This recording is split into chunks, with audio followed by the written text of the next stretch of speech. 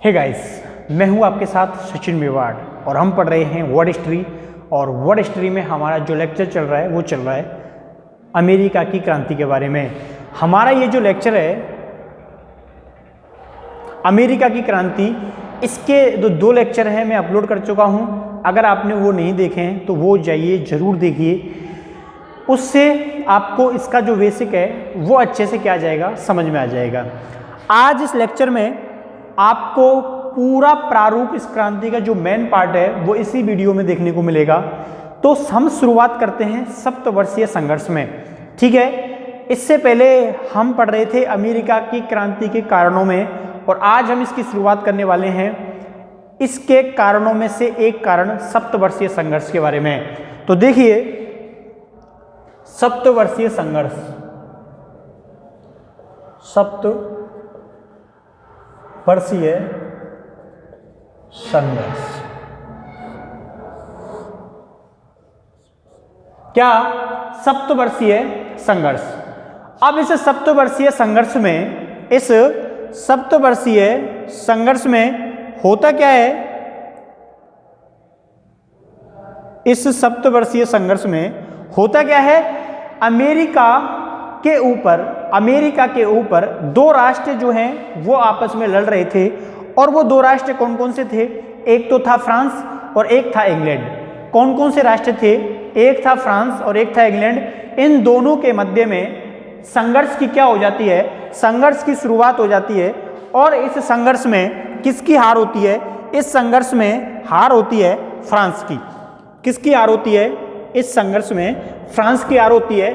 और ये जो संघर्ष है वो कब से कब तक चलता है? तो ये संघर्ष 1757 से लेके और 1763 के मध्य चलता है, ठीक है। 1757 से 1763 के मध्य में इस संघर्ष में फ्रांस की हार होती है, ठीक है।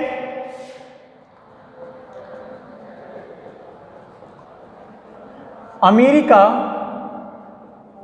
और कनाडा के उपनिवेश को लेकर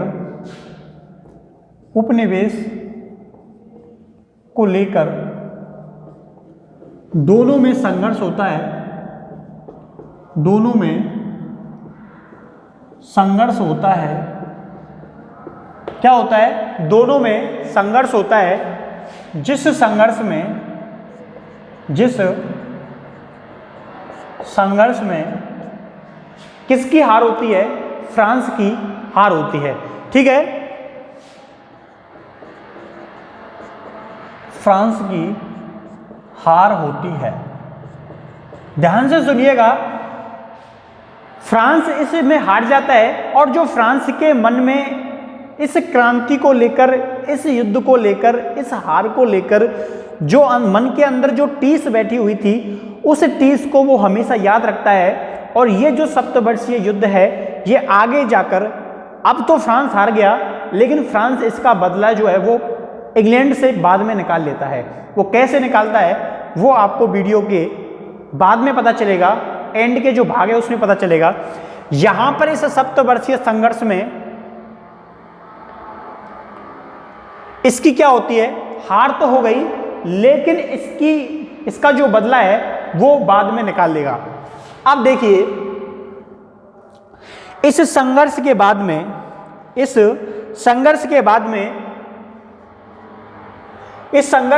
में जो फ्रांस है वो चाहता था कि जो अमेरिका है इसके जो उपनिवेश राज्य हैं ये क्या कर दें, ये इंग्लैंड के विरुद्ध विद्रोह कर दें। और उस विद्रोह में अपने जो आर्थिक हित है वो फ्रांस ढूंढने लगता है, ठीक है। अब अमेरिका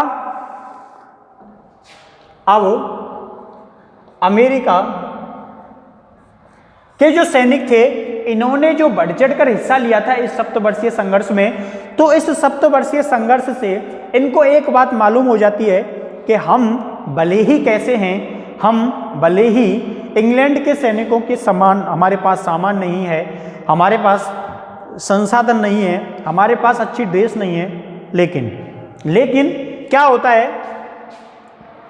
अमेरिका के सैनिकों को पता चल जाता है कि हम भले ही बद्दे हैं, ठीक है, हम भले ही बद्दे हैं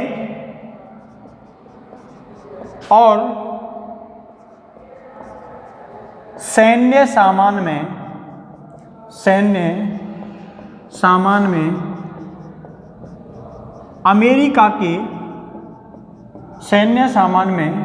अमेरिका के समान नहीं हैं, लेकिन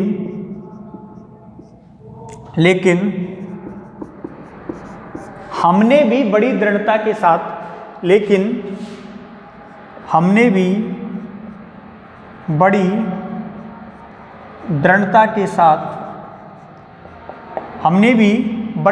के साथ इस युद्ध में भाग लिया है,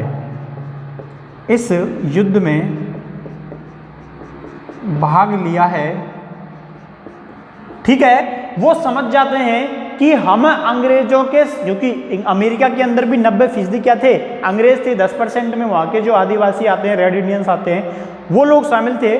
लेकिन अमेरिका के लोगों को पता चल गया था कि भले ही हमारे पास सामान नहीं है लड़ने के लिए, लेकिन हम लड़ने में पीछे जो हैं वो नहीं रहे। हमने शिकायत नहीं की कि हमारे पास साधन उपलब्ध नहीं है, इसलिए हम लड़ाई नहीं कर सकते या युद्ध नहीं कर सकते, ठीक है। इन्होंने कहा कि हम कंधे से कंधा मिलाकर जो हैं वो अंग्रेजों के साथ हमने क्या की है, लड़ाई की है। अब देखिए, जब यहाँ से जो फ्रांस है परास्त हो जाता है और इस 7 वर्षीय संघर्ष में उसकी हार हो जाती है, तो उसके बाद जो फ्रांस होता है वो क्या करता है, वो जगह जो होती है, कनाडा के जो क्षेत्र होते हैं, कुछ अमेरिकी उपनिवेश के क्षेत्र होते हैं, उनको खाली करके चला जाता है। और जब उनको खाली करके चला जाता है तो इस क्षेत्र में क्या होता है, जो नव विजित क्षेत्र थे, इनके आधिपत्य को लेकर अमेरिका और इंग्लैंड के बीच में एक नया संघर्ष जो होता है वो शुरू हो जाता है। अमेरिकी संसद चाहती थी कि इसका अधिकार हमारे पास रहे और अमेरिकी लोग चाहते थे कि इसका अधिकार जो है वो हमारे पास रहे, ठीक है। तो एक नए पॉइंट के रूप में आप इसे लिख सकते हैं कि जो नव विजित क्षेत्र हैं,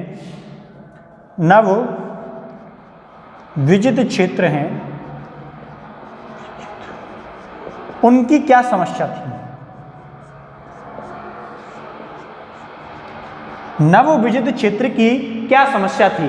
अब नवविजित जो क्षेत्र होते हैं उनकी क्या समस्याएं हो सकती है कि जैसे ही कनाडा के जो भाग थे, अमेरिका के आदिवासी क्षेत्रों के जो भाग थे, वो क्या होते हैं, फ्रांस से मुक्त हो जाते हैं।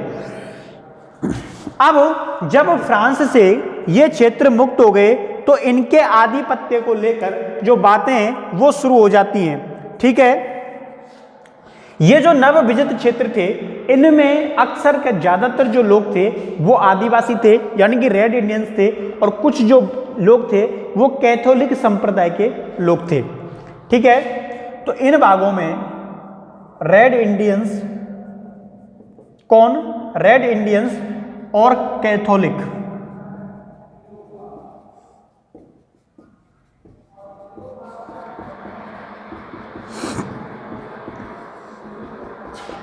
अब ये जो रेड इंडियंस थे ये बिल्कुल पसंद नहीं करते थे अंग्रेजों को।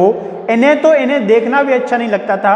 ये अंग्रेजों से, यानी कि इंग्लैंड के लोगों से अच्छा मानते थे फ्रांस के लोगों को, ठीक है। लेकिन फ्रांस की सप्तवर्षीय युद्ध में हार हो जाती है और वो लोग चले जाते हैं, तो उसके बाद ये जो रेड इंडियंस थे ये क्या थे, भड़के हुए थे। अब इंग्लैंड की गवर्नमेंट चाहती थी कि अभी हमने 1763 में इस चित्रों को क्या किया है, जीता है, तो ऐसा ना हो कि रेड इंडियंस जो हैं वो हमसे नाराज हो जाएं। इसीलिए उसने सोचा कि कुछ इसको, इनके लिए कुछ जो समय है वो दिया जाए जिससे इनके मन की जो भड़ास है वो निकल ले। लेकिन ये उन्होंने सोचा, इससे कुछ हुआ नहीं और इन्होंने इस जमीन का जो वर्गीकरण है वो क्या करने का प्रयास किया, ठीक है। क्या किया, प्रयास किया, और 1763 में कब? 1763 में एक घोषणा पत्र जो है वो जारी करते हैं, जिसमें ये फ्लोरिडा, मिसिसिपी का समूचा क्षेत्र जो होते हैं वो रेड इंडियंस को क्या करते हैं? सौंप देते हैं। ठीक है, फ्लोरिडा, मिसिसिपी के क्षेत्रों को रेड इंडियंस को सौंप दिया। अब देखिए, इन्होंने सोचा था कि इसका कोई अच्छा परिणाम निकलेगा, हमसे जो यहाँ के आदिवासी हैं वो क्या हो जाएंगे? खुश हो जाएंगे। लेकिन इसका उल्टा इफेक्ट निकला, यानी कि अमेरिका के जो लोग थे वो ये सोचने लगे कि देखो हमारी जमीन है, असली आधिपत्य करने वाले हमें, नियम कानून बनाने हमें, हमारी जमीन हमको ही इसे सौंप रहे हैं। ठीक है, तो इसलिए इनको लगा, यानी कि जो बाकी के अमेरिका में 90% जो अंग्रेज बसे हुए थे उनको लगा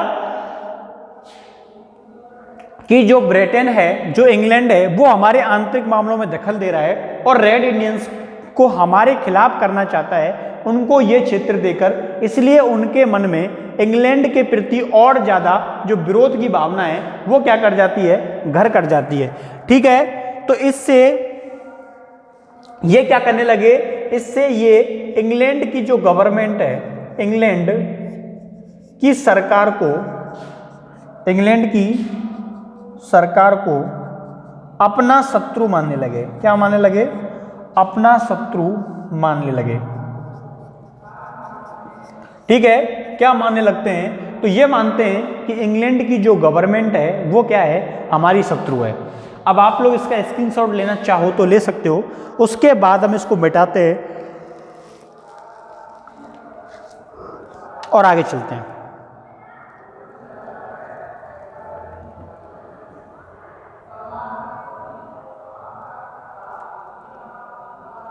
चलिए देखिए, शब्दवर्षीय संघर्ष 1757 से 63, इसमें कनाडा की क्या होती है? इसमें कनाडा की हार होती है। ठीक है,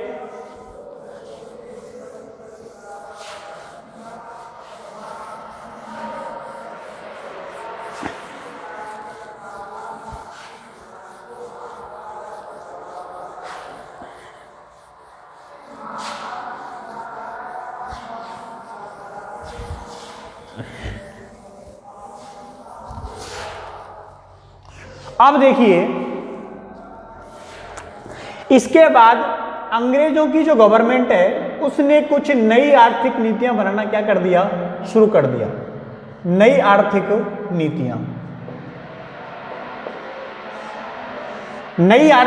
नीतियां जो हैं वो बनाना क्या कर दिया?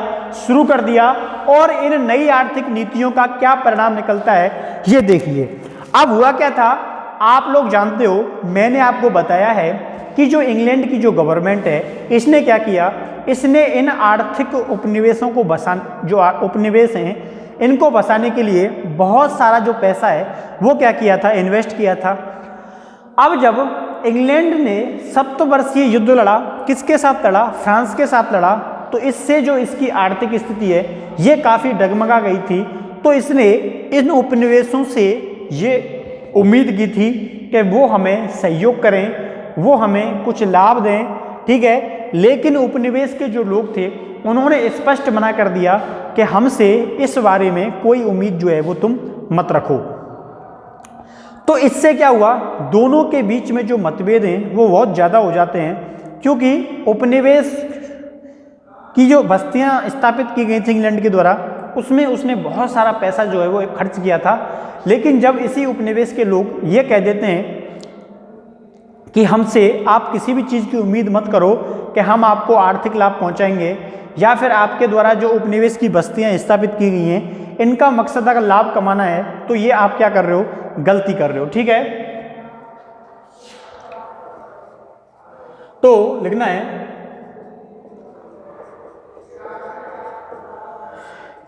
अमेरिका के लोगों ने नई आर्थिक नीतियों को मानने से इनकार कर दिया।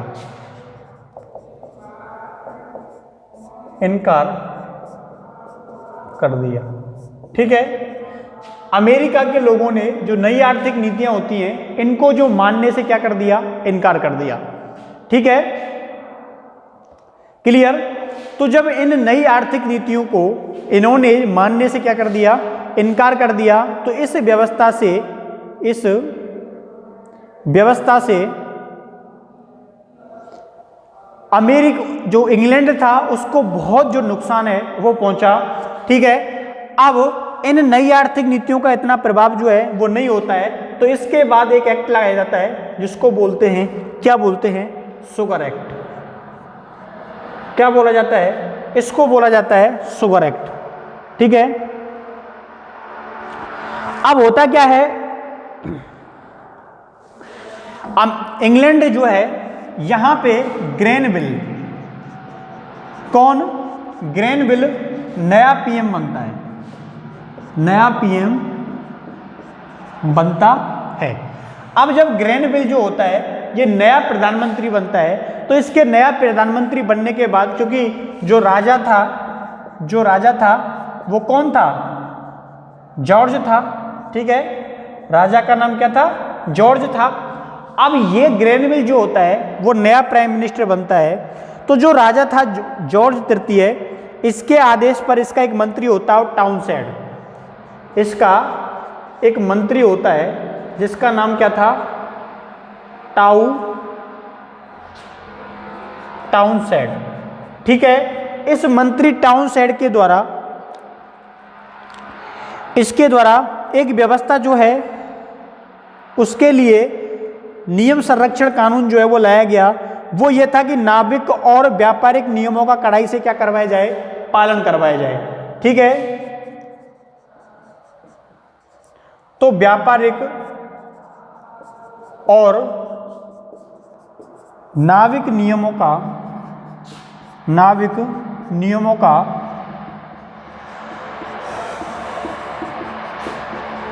कड़ाई से पालन कराया जाए। क्या कराया जाए, कड़ाई से पालन जो है वो कराया जाए। इसके द्वारा फर्स्ट बात जो है ये बोली गई थी, और सेकंड जो बात इसके द्वारा बोली गई थी कि अमेरिकी व्यापार उद्यम से जुड़े हुए, यानी कि व्यापार से जुड़े हुए नए नियम जो हैं वो लागू किए जाएं। क्या बोला था इसने कि अमेरिका के व्यापार से जुड़े हुए नए नियम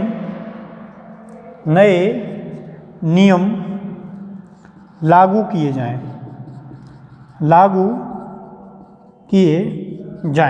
ठीक है, तो अमेरिका के व्यापार से जुड़े हुए नए नियम लागू किए जाएं, और जो व्यापारिक और जो नाविक से संबंधित नियम है उनको लागू तो कर दिया, लेकिन उनके ऊपर क्या की जाए, कड़ाई की जाए, उन नियमों को और सख्त जो है वो बनाया जाए। इसी के उद्देश्य से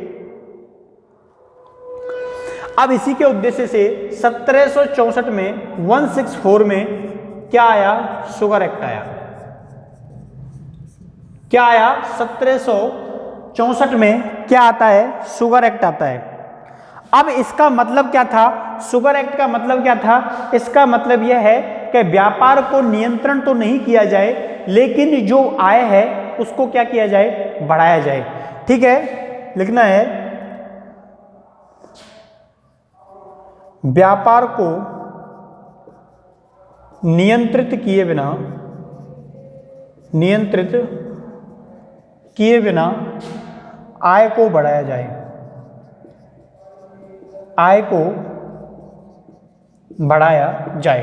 अब आप लोग समझ सकते हो कि ब्रिटेन चाहता था कि जो इनकम है वो क्या हो, इंक्रीज हो। अब आप लोग ये समझिए कि इनकम को इंक्रीज करने के लिए कुछ कदम तो उठाने पड़ेंगे, और उसके लिए सबसे सस्ता, सबसे कारगर और सबसे प्रसिद्ध जो उपाय है वो है टैक्स में क्या कर दो, वृद्धि कर दो। बिल्कुल ऐसा ही किया गया 1764 के शुगर एक्ट में, यही किया गया। और इन्होंने क्या किया, शुगर एक्ट के अनुसार जो विदेशी रम है, यानी कि जो दारू आती है रम में, उसके आयात पर क्या लगा दी? रोक लगा दी। ठीक है, क्या लगा दी? इसने विदेशी रम के आयात को बंद कर दिया। विदेशी आयात, ठीक है, नीचे दिख रहा है तुमको, विदेशी आयात में रम को बंद कर दिया। ठीक है, इन्होंने कहा कि इनकी जो बिक्री होती है, जो बाहर से जो सामान आता है, वो नहीं आना चाहिए। ये सारी चीजें कहां से आनी चाहिए?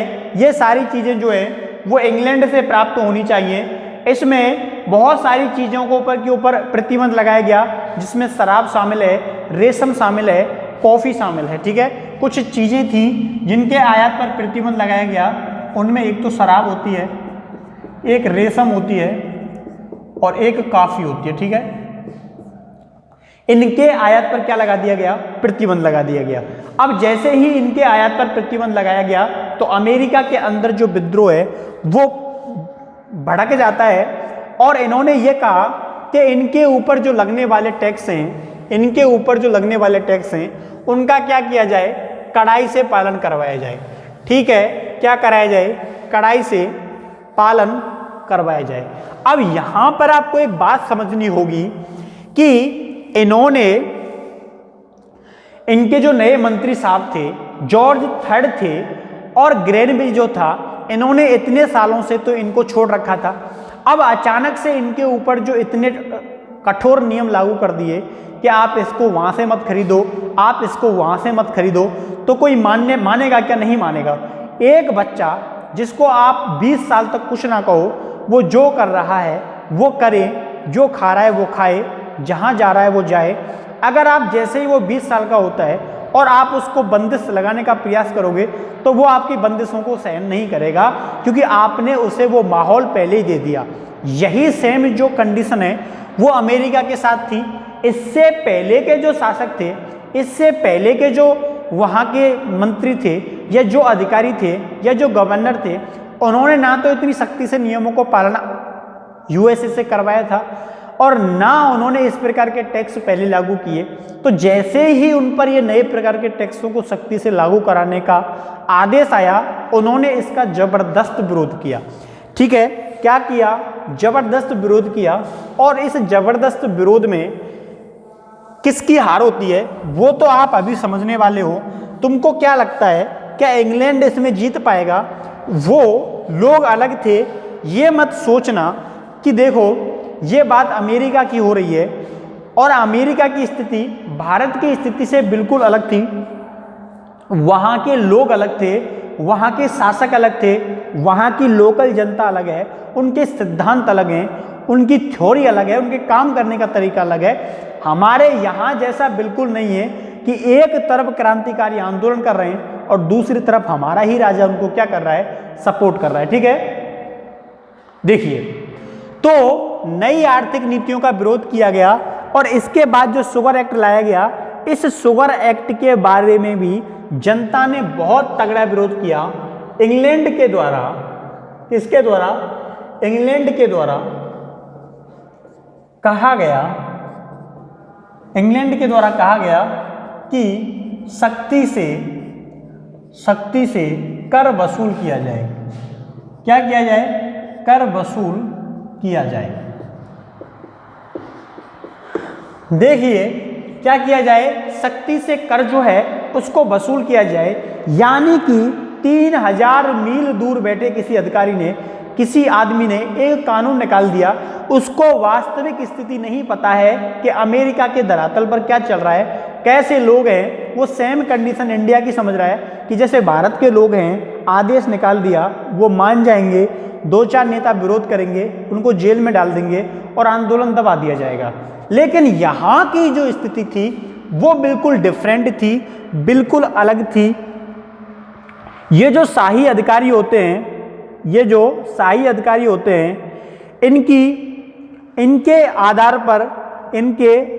आधार पर शाही अधिकारियों को एक और अधिकार जो है वो इसमें दे दिया जाता है। यानी कि जो तस्करी व्यापारी जो पकड़ लिए जाते थे उनको शाही अधिकारियों को रिट्स ऑफ अरेस्टेड का अधिकार जो है वो मिल गया था।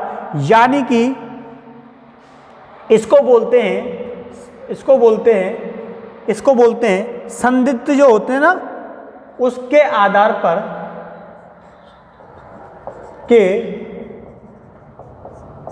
पर तलाशी लेने का अधिकार,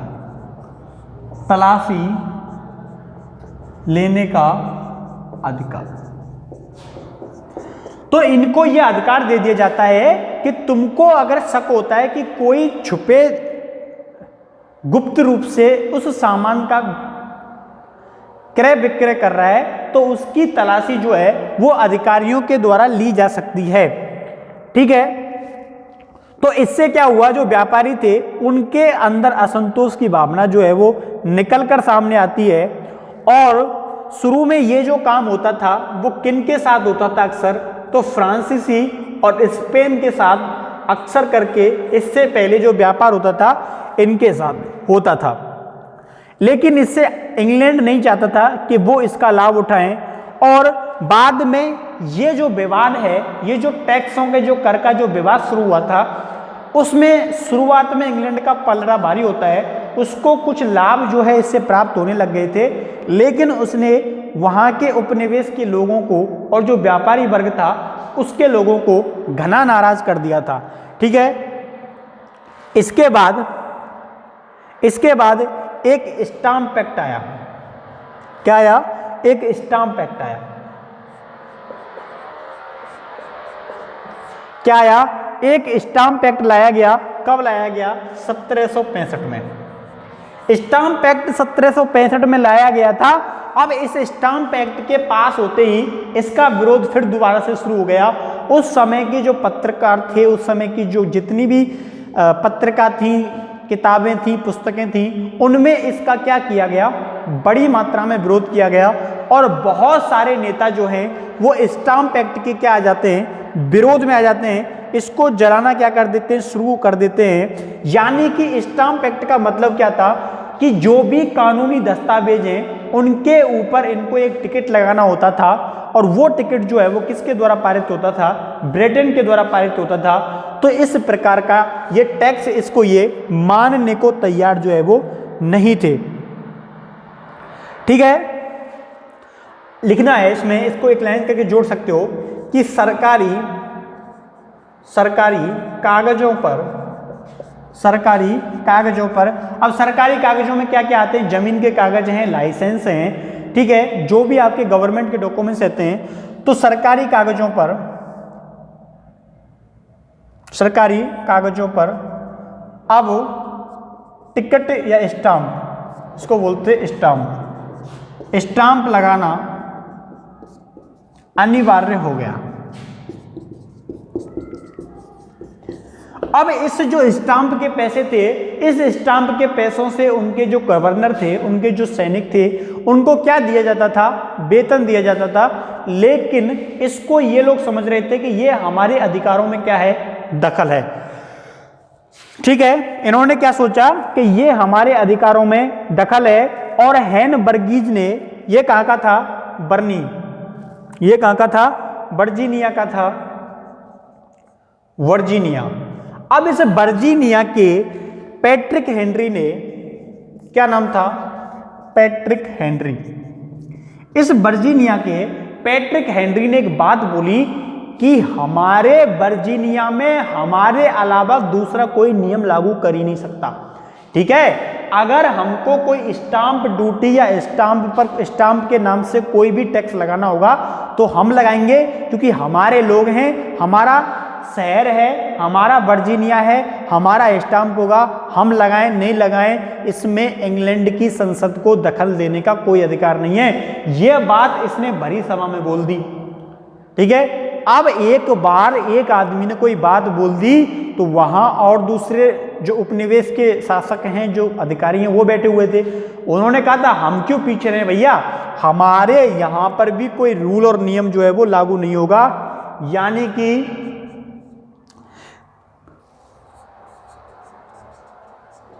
मैसाचुसेट्स के भी शासक जो थे उन्होंने भी बिल्कुल सेम यही बात दोहरा दी कि हमारे यहाँ पर भी ये तुम्हारी जो पैतृगिरी है ना ये नहीं चलेगी, हम तुम्हारे इस स्टाम्प नियम को नहीं मानेंगे, आपको जहाँ चलाना है वहाँ चला दो, लेकिन इन जगह पर तो ये बिल्कुल जो है वो नहीं चलेगा।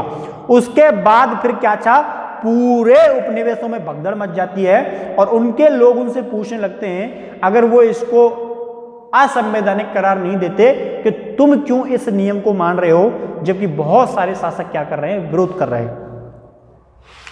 तो उससे क्या है, एक प्रकार से जो शासक है वो किसमें आ जाता है, प्रेशर में आ जाता है। तो याद रखना है स्टाम्प एक्ट कहां से संबंधित है, यूएस एक्ट से संबंधित है, जो इंग्लैंड के प्रति विरोध का एक मुख्य कारण बनता है। इसका सबसे पहले विरोध वर्जीनिया के पैट्रिक हेनरी के द्वारा किया गया।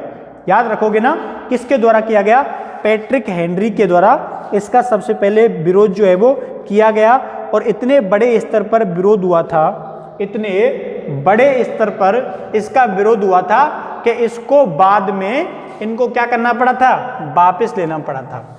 ठीक है, अब इनकी जो आस्था है, इनकी जो आस्था है वो मात्र भूमि के प्रति इतनी नहीं होती। ठीक है, जो मातृभूमि के प्रति इतनी आस्था जो है वो नहीं होती। और इन्होंने मिलकर क्या किया, इन्होंने मिलकर एक नया संघ बनाया।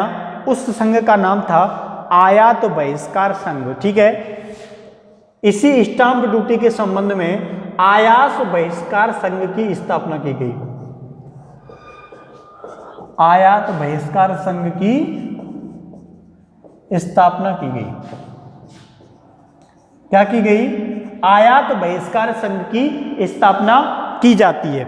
अब जब इनके द्वारा आयात बहिष्कार संघ की स्थापना की गई तो इससे बहुत बड़ी मात्रा में इंग्लैंड के व्यापार का बहिष्कार किया गया और वहां के जो व्यापारी थे उनको आर्थिक हानियों का सामना करना पड़ा। बात कर रहा हूं मैं कब की, 1765 की। 1765 की गर्मियों में, 1765 की गर्मियों में इसने क्या पकड़ लिया, बहिष्कार ने काफी जोर पकड़ लिया। आप लोग देखते हो जब भी भारत चीन विवाद होता है तो चीन की जो कंपनियां होती हैं उनका भारतीय विरोध करते हैं, तो सेम कंडीशन यहां बनती है, लेकिन यहां बहुत तगड़ी बनती है, इतनी तगड़ी बनती है कि वहां के जो व्यापारी थे उनकी हालत खराब हो गई। तो 1765 की गर्मियों में लोगों ने इंग्लैंड के सामान का जबरदस्त विरोध किया। इंग्लैंड के सामान का जबरदस्त विरोध किया। ठीक है, अब जब इंग्लैंड के सामान का जबरदस्त इनके द्वारा विरोध किया गया तो वहां के जो व्यापारी थे उन्होंने ये बात अपनी गवर्नमेंट को बोली कि हमें क्या हो रहा है, व्यापार में हानि हो रही है, आप ये जो आपके द्वारा जो स्टाम्प एक्ट लाया गया इसको क्या करो, वापस करो। और 1766 में स्टाम्प एक्ट को वापस ले लिया गया। कब की बात कर रहा हूं मैं, 1766 की। 1766 में स्टाम्प एक्ट को वापस ले लिया गया, वापस ले लिया गया। ठीक है, कब वापस ले लिया गया, 1766 में स्टाम्प एक्ट को वापस ले लिया जाता है और जो शांति होती है वो क्या होती है, स्थापित हो जाती है। अब शांति स्थापित हो गई, लेकिन जो इंग्लैंड के जो और अधिकारी थे, इंग्लैंड के जो मंत्री थे वो शांत होने वाले नहीं थे। उन्होंने एक नया नियम जो है वो पारित कर दिया। कब पारित कर दिया, 1767 में। कब पारित कर दिया, 1767 में। इनके मंत्री थे चार्ल्स टाउनसेंड, जो मैंने अभी इनका नाम बताया था। जो टाउनसेंड होते हैं, ये टाउनसेंड एक नया नियम बनाते हैं कि यहां पर जो सामान विक्रय होता है, यहां पर जो सामान विक्रय होता है जिसमें शीशा और जो छोटे घरेलू सामान हैं उन पर क्या लगाया जाएगा, उन पर टैक्स लगाया जाएगा।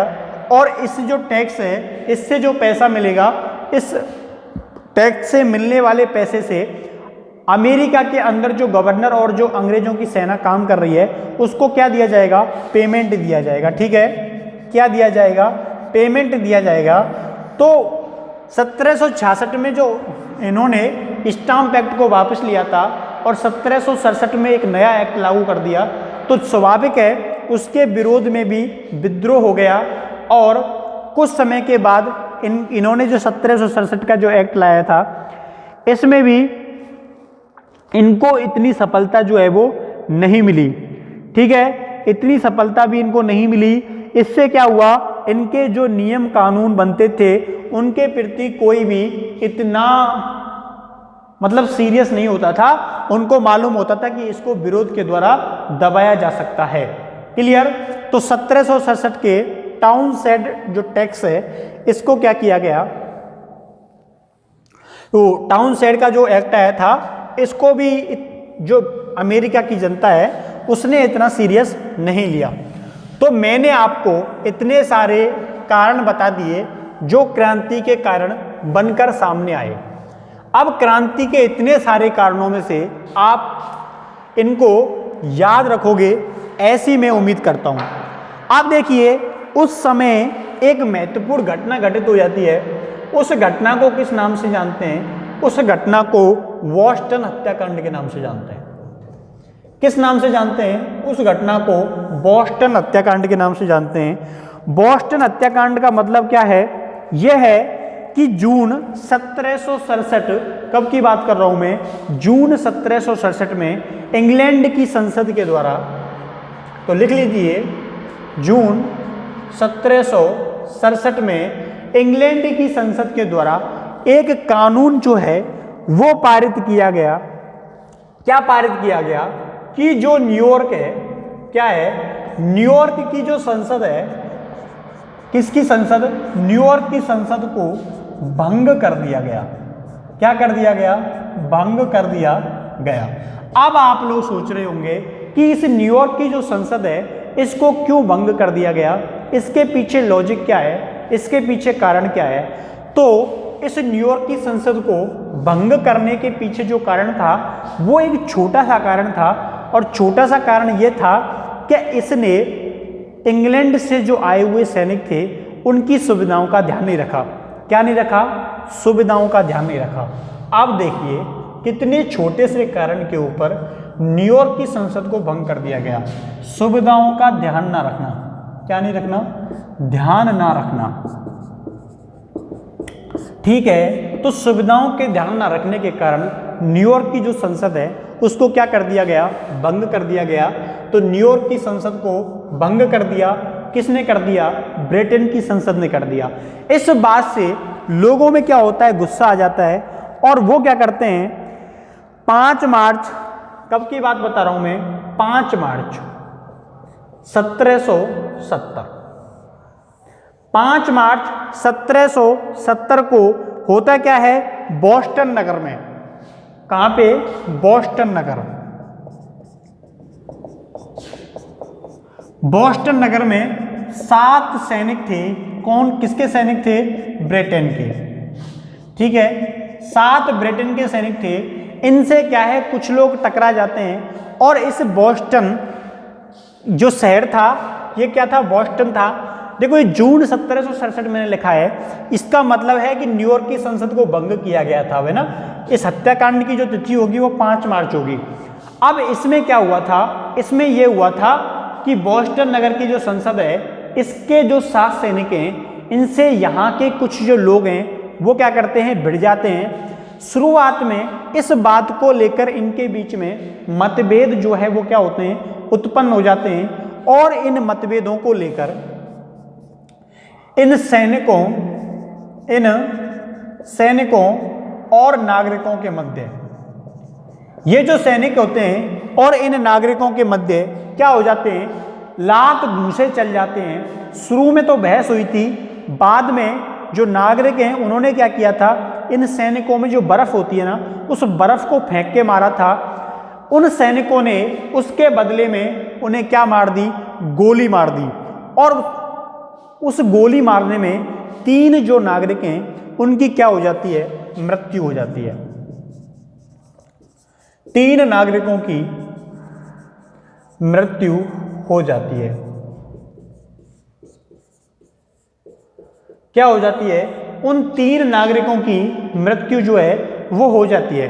जब 3 नागरिकों की मृत्यु हो गई तो हुआ क्या था, हुआ ये था कि ये जो मुद्दा है वो गर्मा गया कि देखो अमेरिका के अंदर अमेरिका के नागरिकों को ब्रिटेन के नागरिकों ने मार दिया।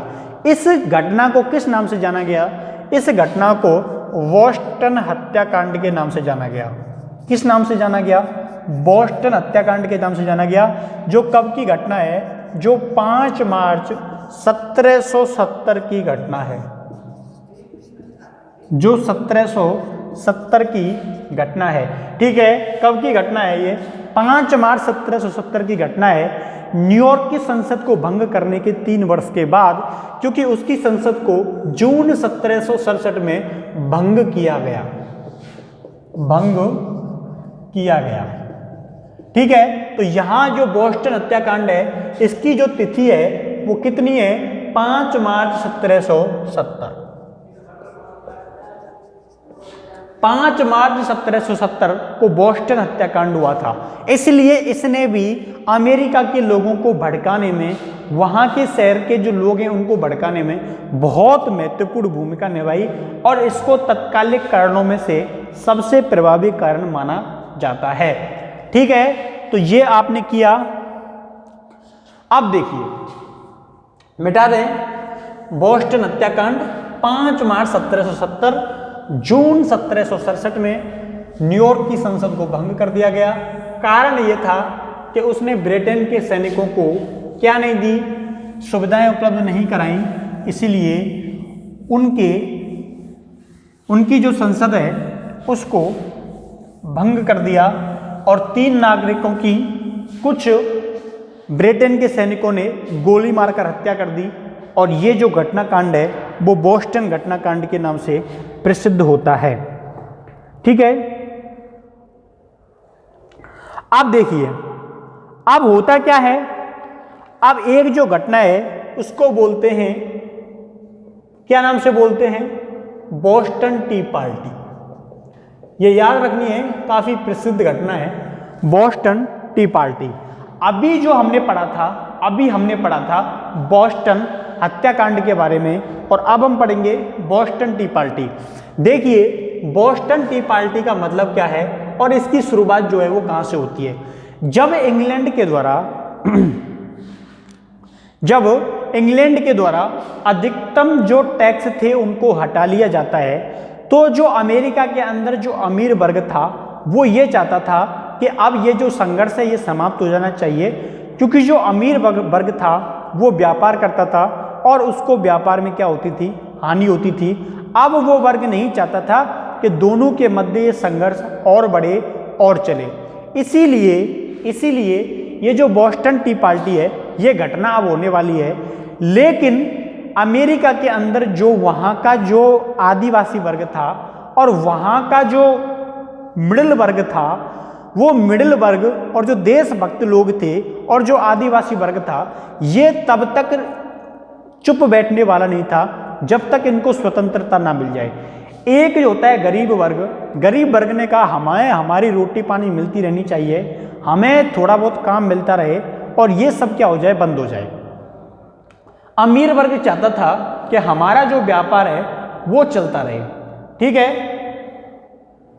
तो इसी के बाद होता क्या है, इन वर्गों के मध्य इतना मतभेद तो नहीं था, लेकिन होता क्या है कि जो ईस्ट इंडिया कंपनी है, कौन सी, ईस्ट इंडिया कंपनी,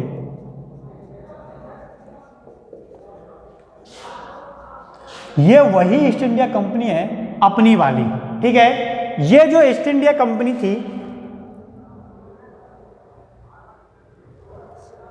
इसके सामने एक बहुत बड़ी परेशानी इस समय आ रही थी, और वो परेशानी ये थी कि इसकी जो इकोनॉमिक कंडीशन थी वो बहुत बेकार थी। इसने इंग्लैंड की गवर्नमेंट से चाय के व्यापार का अमेरिका में व्यापार करने का एक अधिकार ये प्राप्त कर लेती है। अगर ये इसने कहा था कि अगर हमको ये काम नहीं मिलता है तो हमें कंपनी को नीलाम करना पड़ेगा, इसलिए गवर्नमेंट ने क्या किया, ईस्ट इंडिया कंपनी को ये काम दे दिया। अब ये जो ईस्ट इंडिया कंपनी थी ये चाय के जहाज भरकर ले जाती है, ठीक है, चाय के जहाज ले जाती है भरकर। कहाँ से ले जाती है? ब्रिटेन से। कहाँ को ले जाती है? यूएसए को ले जाती है, ठीक है। ब्रिटेन से यूएसए के लिए ये जहाज को भरकर ले जाती है और ये सोचती है कि हमारे जो चाय के जहाज हैं इनको हम वहाँ जाकर सस्ते दामों में बेचेंगे ताकि वहाँ जो लोग चाय बेचते हैं उनके व्यापार में हानि हो और हमारा व्यापार जो है वो धीरे धीरे प्रसिद्ध हो जाए, ठीक है। तो इससे क्या हुआ? इससे ये हुआ कि जब ये लोग यूएसए पहुँचते हैं तो इन्होंने वहाँ जाके देखा कि इनके चाय को कोई नहीं खरीद रहा है। इससे इन्हें बड़ी परेशानी हुई और ये जो जितने जहाज लेकर गए थे उनमें से बहुत सारे जहाज़ों को इन्हें वापस जो है वो लौटाना पड़ा था। इन्होंने बहुत सारे जहाज़ों को वापस लौटा दिया, यानी कि ये ब्रिटेन से ब्रिटेन से कहाँ गए थे? यूएसए गए थे। लेकिन जब इनके जहाज जो हैं वो नहीं बिके तो इन्होंने इन जहाज़ों को यूएसए से वापस कहाँ भेज दिया? ब्रिटेन भेज दिया, ठीक है, ब्रिटेन भेज दिया। अब जब इन जहाज़ों को इन्होंने वापस भेज दिया, लेकिन इन्होंने क्या किया, कुछ जहाज़ों को वहीं रोक दिया। कहाँ पे रोक दिया? बोस्टन बंदरगाह पर। कहाँ रोक दिया? बोस्टन बंदरगाह पर रोक दिया, यानी कि कुछ जहाज ही इनके द्वारा भेजे गए और कुछ को वहीं रोक दिया। अब ये सोच रहे थे कि इन जहाज़ों को वहाँ के जो गोदाम हैं उनमें शिफ्ट कर देंगे और इसीलिए एक घटना घटित होती है 26 दिसंबर 1773 को। कब? 26 दिसंबर 1773 को एक घटना घटित होती है। कौन सी घटना घटित होती है? कि कुछ आदिवासी लोग थे, उसमें बहुत सारे लोग जो थे वो देशभक्ति विचारधारा से जुड़े हुए थे। इन्होंने, इनकी संख्या 50 से 60 थी। इन्होंने इस रात्रि में 26 दिसंबर 1773 की रात्रि में ये लोग जो बोस्टन बंदरगाह के किनारे पर जो चाय के जहाज खड़े थे इनको आके दबोच लिया। इन जहाज़ों पे चढ़ गए और इनके अंदर जो चाय भरी हुई थी इस चाय को समुद्र में फैला दिया, ठीक है। यानी कि जहाज के अंदर जो चाय भरी पड़ी थी उसके जो डिब्बे थे उनको कहाँ फेंक दिया? समुद्र में फेंक दिया। और ये जो घटना है वो बोस्टन टी पार्टी के नाम से प्रसिद्ध हुई। बोस्टन टी पार्टी किस नाम से प्रसिद्ध हुई? बोस्टन टी पार्टी के नाम से विख्यात हुई। अब जब इस घटना का पता चलता है किसको? इंग्लैंड को, तो वो सोचते हैं कि ये इन्होंने क्या किया है? गलत किया है और ये हमारे प्रत्येक नियम की क्या कर रहे हैं? अवहेलना कर रहे हैं, ठीक है। इससे इनको बड़ा बुरा लगता है और इन्होंने इनका दमन करना क्या किया? शुरू कर दिया। और जो बोस्टन बंदरगाह था इसके ऊपर एक प्रेशर बनाया कि तुमको हमारे जो चाय के पैसे हैं ये क्या करने पड़ेंगे? लौटाने पड़ेंगे, क्योंकि तुमने हमारे सामान की सेफ्टी जो है वो नहीं की, ठीक है। तो बोस्टन बंदरगाह के ऊपर क्या लगा दिया? जुर्माना लगा दिया। अब इससे काफी ज्यादा मतभेद दोनों के मध्य में हो गए और इनके जो गवर्नर थे इन्होंने आदेश निकाल दिया। क्या आदेश निकाल दिया? कि हमारी विदाउट परमिशन के कोई भी सभा नहीं की जाए, कोई भी मीटिंग नहीं की जाए। अगर आपको कोई मीटिंग करनी है तो हमारी क्या लेनी पड़ेगी? इजाजत लेनी पड़ेगी। इससे दोनों के मध्य में बहुत बड़ा जो आपसी जो विश्वास है वो खत्म हो जाता है। इसके बाद ये आदेश निकाला गया कि हत्या से सभी जो मामले, जो संबंधित मामले हैं वो कहाँ सुने जाएंगे? वो इंग्लैंड में सुने जाएंगे। वो कहाँ सुने जाएंगे, वो इंग्लैंड में सुने जाएंगे।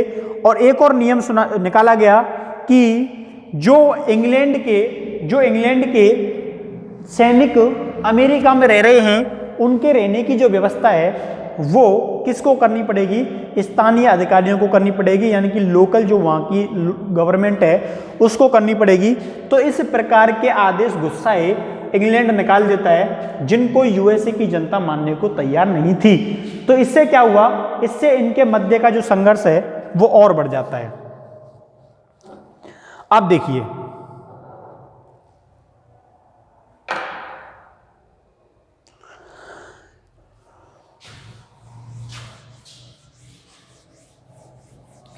अब यहां से कुछ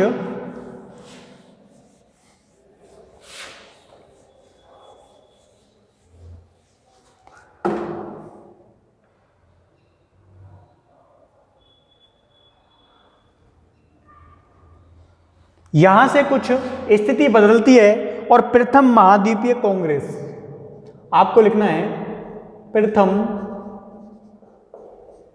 महाद्वीपीय कांग्रेस, प्रथम महाद्वीपीय कांग्रेस।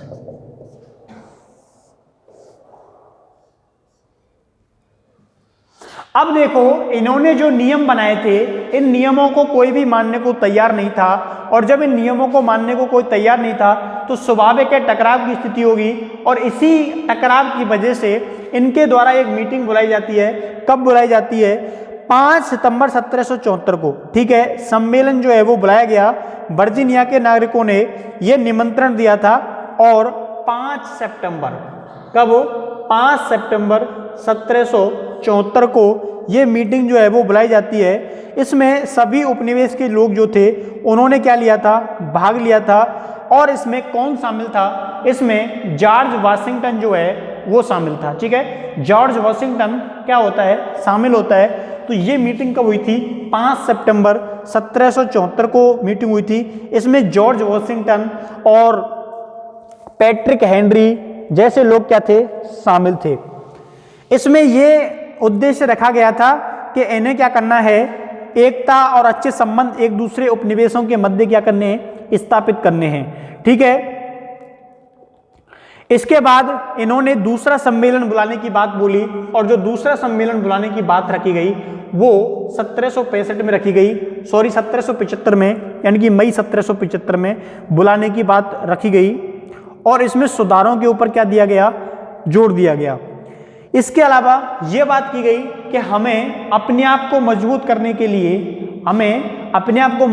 के लिए गोला बारूद जैसी चीज़ें जो हैं उनके संग्रह पर जोर देना चाहिए, और हमें अपने आप को एक युद्ध के रूप में, एक सैन्य शक्ति के रूप में उभारना चाहिए, ठीक है।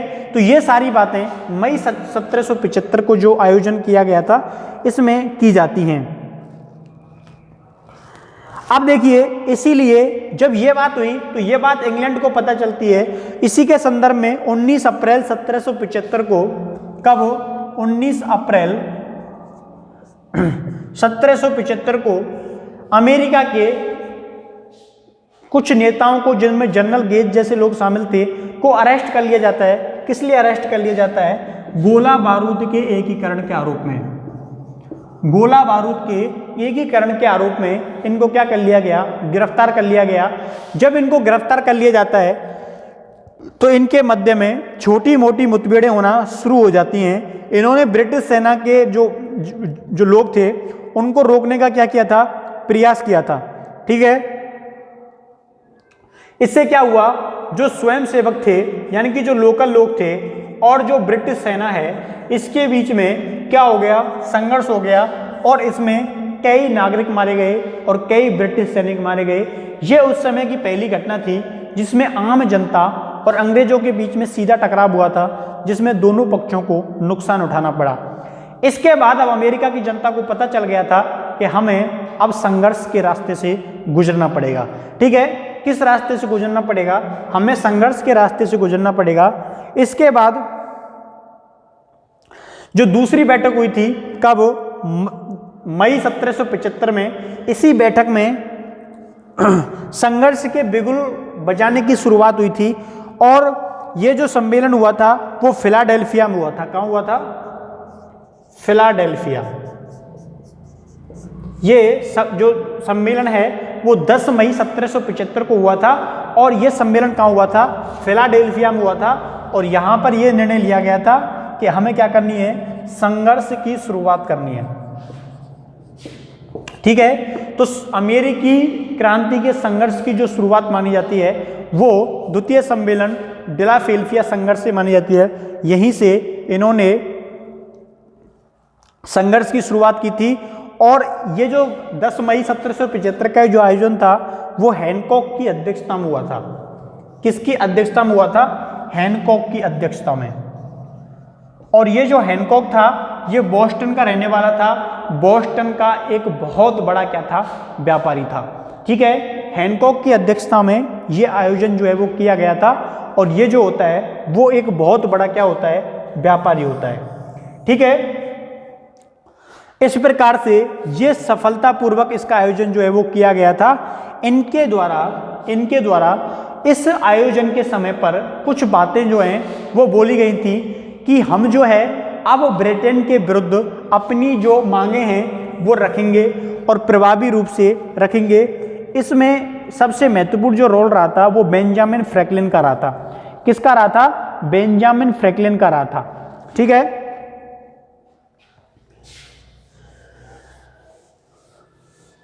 बेंजामिन फ्रैंकलिन का सबसे महत्वपूर्ण योगदान इसमें रहता है। बेंजामिन फ्रैंकलिन जो है वो ये कहते हैं कि अब हमारे संघर्ष की जो शुरुआत है वो हो चुकी है।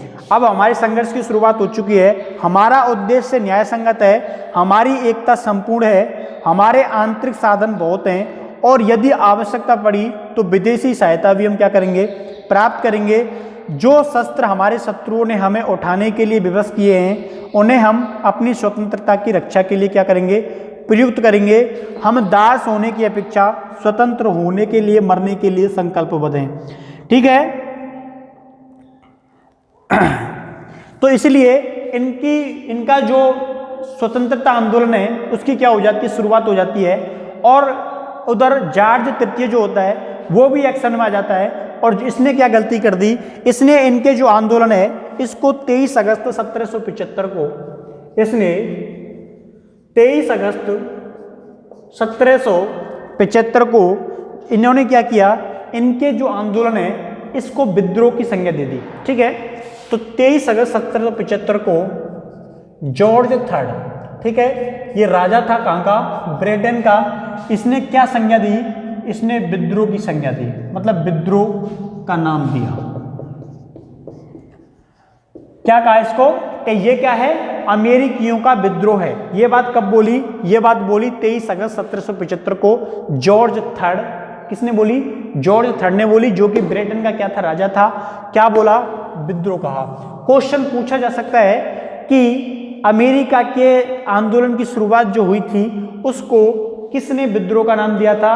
तो 23 अगस्त 1775 को जॉर्ज थर्ड, अमेरिका इंग्लैंड के राजा ने इसको क्या दिया? इनके आंदोलन को विद्रोह की घोषणा इसने कर दी थी। ठीक है, अब देखिए यहां से क्या होती है? यहां से होती है क्रांति की शुरुआत। यहां से क्या होती है? यहां से शुरुआत होती है। ठीक है, यहां से क्रांति की क्या होती है? यहां से क्रांति की शुरुआत होती है। अब यहां से क्रांति की शुरुआत होती है और इधर अमेरिका अपनी स्वतंत्रता के लिए क्या करने लग जाता है? अपनी स्वतंत्रता के लिए प्रयास जो है वो करने लग जाता है। ठीक है, उसने सोचा कि अब जो हमारा संघर्ष है वो कहाँ जाके रुकेगा? अब हमारा संघर्ष स्वतंत्रता के रास्ते पर ही जाकर रुकेगा। अब देखिए इधर ब्रिटेन जो होता है, इधर ब्रिटेन जो होता है ये क्या करता है? ये बहुत सारे सैनिक जो है वो उधार ले लेता है। कहाँ से? जर्मन से। ठीक है, 20,000 सैनिक। कितने सैनिक? 20,000 सैनिक इसने जर्मनी से मंगवा लिए थे और इसने अमेरिका के विभिन्न क्षेत्रों पर दावा बोल दिया। ठीक है, क्या किया? अमेरिका के विभिन्न क्षेत्रों पर दावा बोल दिया। ब्रिटेन के पास इतनी सेना नहीं थी, उसने क्योंकि उसका साम्राज्य कई राष्ट्रों में फैला पड़ा था। उसका जो साम्राज्य है वो कई राष्ट्रों में फैला पड़ा था, जिसमें भारत भी शामिल था। भारत भी उपनिवेश की जिंदगी जी रहा था।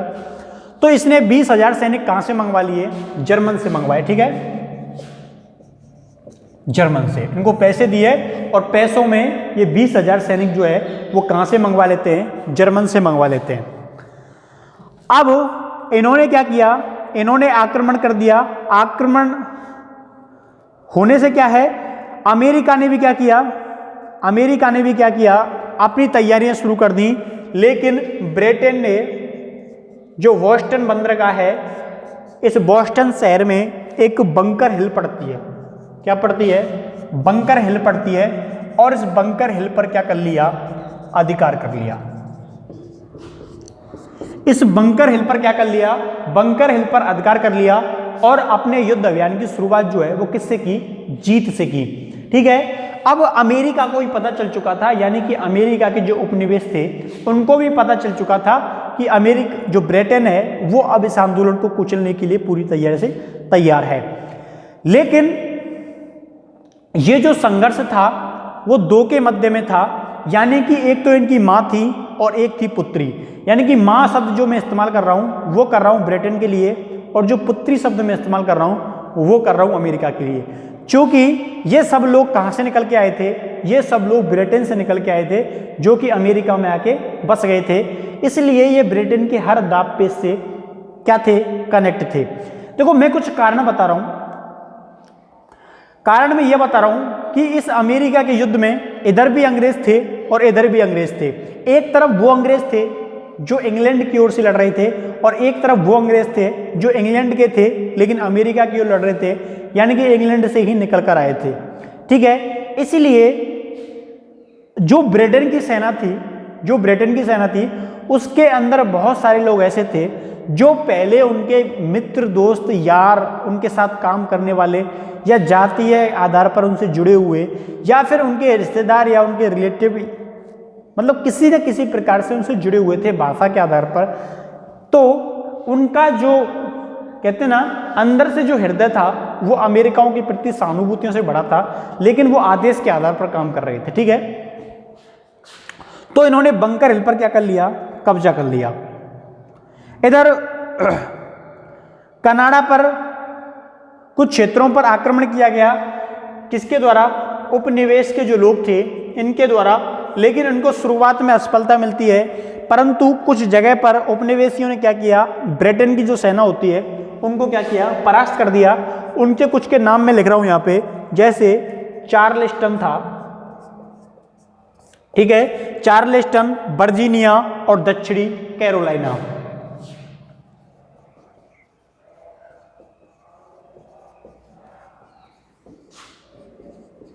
दक्षिणी कैरोलिना।